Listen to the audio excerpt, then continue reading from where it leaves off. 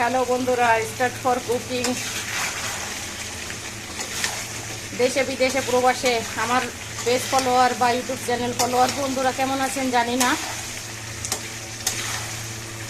Video বানানো তো সব স্থগিত করে দিয়েছিলাম।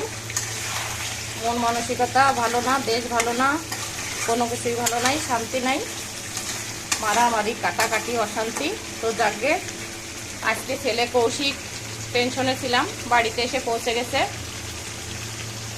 এখন একটু নিশ্চিন্ত হলাম মোটামুটি, এবার যা হয় হতে থাকুক। তো আপনারা সকলে কেমন আছেন আমাকে জানাবেন। আজকে দেখি একটা ভিডিও বানাবো। দেখেন পটল ভাজি করছি, পেঁয়াজ কাঁচামরিচ দিয়ে ঢেঁড়স ভাজি করছি, আর হচ্ছে আলু দিয়ে মাংস ঝোল করব, রান্না করতেছি। ভালো থাকেন আপনারা, কথা বলছি একটু পরে। তো হ্যালো বন্ধুরা, যে কথায় আসা যাক, আসল কথায় আসি। ভিডিও তো অনেক দিন বানাই না, ফেসবুক ইউটিউব কি হয়েছে জানি না। তো এখন কৌশিকের টেনশনে ছিলাম, কৌশিক বাড়িতে আসছে। এবার হচ্ছে নর্মালি যে একটু রান্না করতে হয় এটা রান্না করতেছি।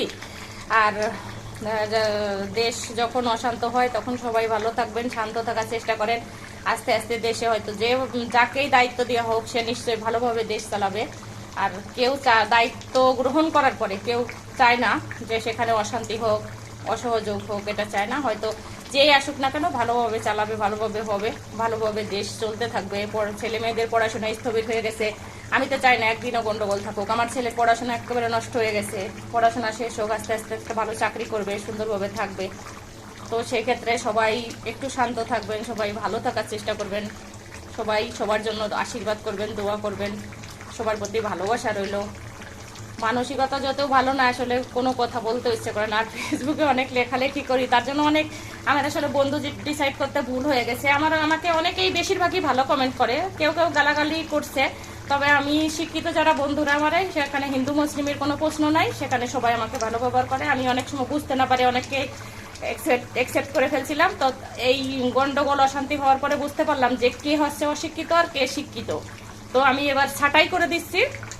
আমার ভালো বন্ধুরা আমার পাশে থাকবেন, আমাকে সুন্দর সুন্দর কমেন্ট করবেন। তো আজকের মতো এখানেই রাখছি, ভালো থাকেন, সবাইকে অনেক অনেক ধন্যবাদ।